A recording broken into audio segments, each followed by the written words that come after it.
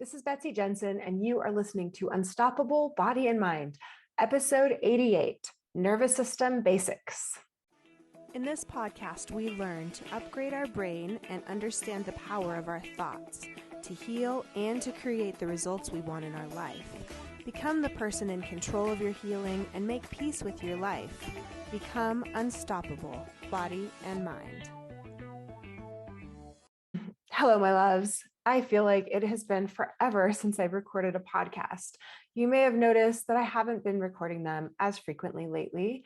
And so thank you for bearing with me. I've been putting a lot of work into practice on myself and really learning a lot about some new concepts that I'm excited to share. And so today, what I wanted to talk about is an understanding that I've been learning about that has really changed my whole lens that I view myself with and that I view my clients with and how I view coaching. And that is the trauma-informed lens, or learning more about the nervous system and nervous system regulation. What I want to do here on this episode is give you a very brief overview, a simplification of the survival states of the nervous system, what they are, how to identify them, and why it's important to know about our nervous system and how to regulate it. I know I go through it all pretty quickly, but please look on YouTube for the video of this episode where I will have slides and graphics you can follow along with. So the nervous system is a connection between the brain and the body. It's how we regulate our body systems. So just like a thermostat would increase or decrease the temperature to keep the room a certain way, our body tries to maintain homeostasis with the internal environment and what's happening to us externally through the autonomic nervous system. It happens automatically. It's things like our breathing, our heart rate, our digestion. Our primary function of the nervous system is to determine if we're safe or not safe. So the nervous system is always scanning for danger. And the nervous system was formed when we were children. So I have this picture here to see how a child might interpret the anger of her mother through a child's eyes. The nervous system is like an elementary school child or younger. So cues from the environment can trigger fear, emotions, or attention patterns in the body that were never processed. Also, our nervous system may respond because of intergenerational trauma, changes to the DNA that actually prime the nervous system for more fear because of things that happened to our ancestors. So when we're thinking about the nervous system, there is this window of tolerance. That's when our nervous system is regulated and we're calm. But our nervous system is not going to be regulated all of the time. It's normal for things to happen during a typical day that put us into fight or flight or freeze or fawn. The purpose of learning to regulate the nervous system is so that we are flexible and adaptable, so that when we are in a survival state, we move through it and back to safety.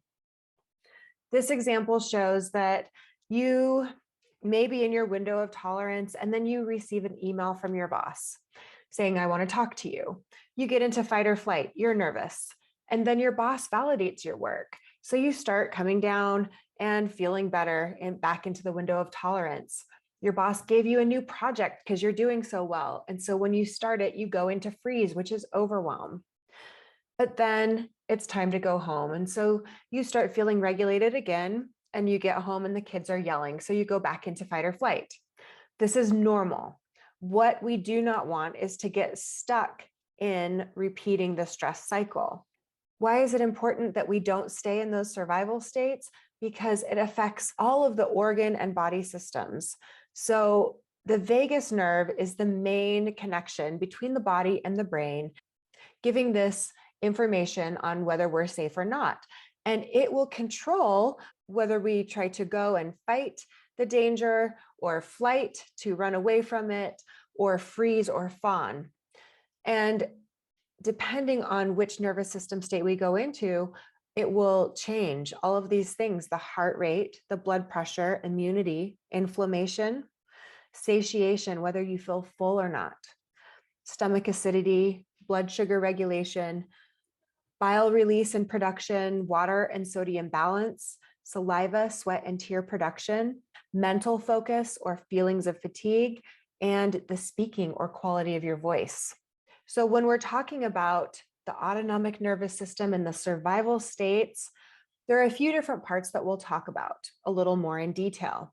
The sympathetic nervous system is the fight or flight response.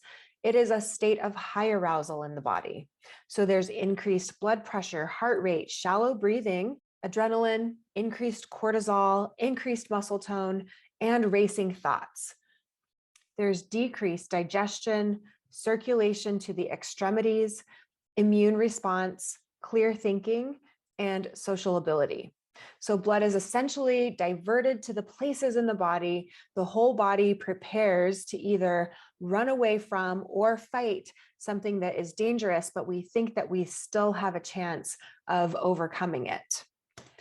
If there is a more serious threat detected, a mortal danger, then we will go into the dorsal response, the parasympathetic freeze fawn response, which is a state of shutdown of the body. The purpose here is to try to conserve energy. That's the way that the nervous system in this case determines we would be the most likely to survive, is to shut down and try to conserve our energy. There's increased fuel storage. So think about when people are on a diet, but they are so overwhelmed that they're in a nervous system state of shutdown. No matter what they're eating, they would still process it differently because the body is going into this state of survival and needs its resources for fuel. There's more fatigue, brain fog. There's a focus, a hypersensitivity of the body sensations. There's decreased heart rate, blood pressure, temperature, muscle tone, facial expressions, eye contact, social behavior, sexual function, and immunity. So you can see that these survival states are really affecting the way that the body functions, which makes sense if you're trying to outrun or survive a danger. But the problem is with our society, we're rarely chased by a tiger and have an actual mortal threat, but our brain and nervous system perceive them that way. We're going to talk about each of the nervous system states a little more specifically so you can identify them better and notice when you're in them. The sympathetic state of fight. This is where you perceive danger in the environment and you think that defeating the threat will make you safe. You may be reactive, feeling anger, rage, confrontational, hostile, or combative. The anger can turn inward for frustration at yourself, feeling emotionally unsafe or emotional overwhelm. Tension in the jaw and arms and hands and legs, furrowed brow, narrowed eyes, and aggressive posturing. Racing or obsessive thoughts, overthinking, panicked, poor judgment, intolerant of others' imperfection, seeing the injustices of the world, focusing on unfairness, scanning for danger, hypervigilant, on edge, distracted, nervous, anxious, frantic, agitated, can't relax in your body. All of those are signs that you're in a nervous system state of survival called fight. The sympathetic state of flight. So this is where you also perceive a danger in the environment. You think that you can get away. So in our modern society, it's not just running away that we're doing. It's as if you're trying to outrun your vulnerability by being perfect, just running all of the time, chronically busy, trying to do it all. When you're not doing, you're thinking about doing. You're startling easily, jumpy, or fidgety, eyes darting, constantly comparing yourself with others to determine your worthiness because that's your safety. Racing thoughts, overthinking, rapid breathing in the upper chest, too much to do, not enough time, nervous, anxious, frantic, hypervigilant, and you find it hard to slow down or connect to the body. On the other hand, when the threat becomes so severe to your nervous system's perception that you think it is a mortal danger, it will shut down. For the freeze state, the thought would be isolation will make me safe. So you want to disconnect, withdraw, or hide. You might feel spaced out or foggy or disoriented in your head. You'd feel dissociated from your body, dull and deadened senses, feeling abandoned or unwanted, not good enough, hopeless and helpless. Overwhelm. I can't do it. It's too much. No energy, lifeless, collapsed, immobilized, the walking dead. Your breath is shallow or held, eyes are still. It's like deer in the headlights. This is where shame lives. Something is wrong with me. You become hyper aware of the body sensations and want to numb to feel better by watching TV or eating or sleeping, etc. And then lastly, the dorsal parasympathetic state of fawn. So this is also a shutdown, perceived mortal danger. And the thought would be giving up my own needs and complying will make me safe. So I would agree with someone in a disagreement. Even if I didn't really agree, I would act like I agreed.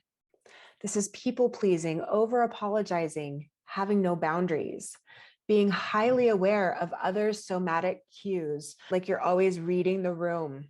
The posture leaning forward, chin forward, eyes reaching out or scanning, feeling like you can't defend yourself or say no. What will other people think? Polling, like asking people what they think, having indecision or inaction. Codependence, feeling like you can't be happy unless others are happy. And being a peacemaker at your own expense. You may feel numb, dull senses, and disconnected from your own body or needs. It's amazing how some of these things that I thought were personality traits of mine were actually survival states that my brain and nervous system adapted as a child because that was the best way it determined that was good for my survival and safety. But where we want to be as often as possible is in this window of tolerance, that parasympathetic calm state where we can rest and repair. This is where we feel open and safe and regulated. Here it takes less energy to deal with outside stressors, so we can tolerate more. Actually, in all of the other survival states, blood is diverted from our prefrontal cortex. So the parasympathetic calm state is where we actually can best think and use our logical thinking brain, our prefrontal cortex. And as we practice in regulating, coming back to this window of tolerance, it gets bigger. We can handle more without perceiving a threat. Here's more information about that. Rest and repair, the parasympathetic calm or ventral state, also called the window of tolerance. This is where the nervous system and brain sense no threat. I'm safe, I'm enough. You feel calm, collected, settled, peaceful, and present. You feel connected, friendly, empathetic, compassionate. There's creativity. This is learning mode. You feel open and curious, receptive and playful. There's an ability to self-regulate or self-soothe. There's an awareness of boundaries. So you're not just being walked all over like the fawn response. You feel emotionally safe. You can feel open-hearted. You feel and think simultaneously. You're sensitive, responsive, and flexible. You feel generous, and there's social compromise, and there's flow. This is where there's heart-brain coherence, as Joe Dispenza calls it. And this is where you can access your intuition or inner wisdom. The parasympathetic or ventral state affects our body by increasing digestion. This is where you rest and digest. It increases our immunity. There's circulation throughout our body. There's more activation in the prefrontal cortex. There's more oxytocin, the hormone for connection. There is more relation and connection with others and recovery to the body. There's decreased defensiveness. So although we want to be in the window of tolerance as much as possible, we will be in survival states. Survival states do not mean you're doing it wrong or that something is wrong with you, that you can't cope, or that you should be able to get out of it immediately, or that you'll be there forever. Being in a survival state does mean your brain and nervous system detect a threat. Your brain and nervous system think this is the best way to survive. You have a chance right now to understand more about your past. And each time you show compassion for yourself and regulate your nervous system, you expand your window of tolerance. Now, this is just a brief, simplified version of what I teach about the nervous system, but hopefully this at least gets you thinking about some of the survival states that you go to regularly and how to have more compassion for yourself when you're in them, so you can regulate your nervous system and increase your window of tolerance. Now, if you want to learn more about how to regulate your nervous system, how to process emotions, how to process pain, how to rewire your brain, how to make decisions, have boundaries, and have more fun in your life, then I'm happy to announce that I have just the program for you. Starting February 22nd to 22/22, this is a program all about alignment. And I'm not talking about the alignment that I talked about as a physical therapist for over 20 years. I'm not talking about the physical alignment of your spine and your body, but the alignment of yourself with your body, with your inner self, with the knowledge and power that you have within you that is responsible for healing, that will help you with making decisions and being true to yourself. Alignment is just getting to that parasympathetic calm state, the ventral state, where you are connected, where you are collected, where you're creative, where you're playful. And getting to that state more and more often in your life will result in better healing, increased immunity, decrease of current pain, and more fun in your life, more flow and ease and serendipities. If you have chronic pain or disease, your body has brought you to this point where you probably notice the more you focus on it and try to fix it, the worse things are becoming, the more it's spreading. The answer is tuning into your body, learning about yourself, learning not only what the real root cause is of your pain, but more importantly, what to do now. If you think that possibly life could be easier, that you don't need to work hard all of the time and try to give from an empty cup, please click the link in the show notes and get on my email interest list for 6 months, working with me in a small group on your personal alignment. Thank you so much for listening. I hope you learned a little bit about your brain today that helps you in your life like it helped me. Please be sure and subscribe and leave a review. And of course, be sure and share this podcast with someone you know that wants an unstoppable body and mind.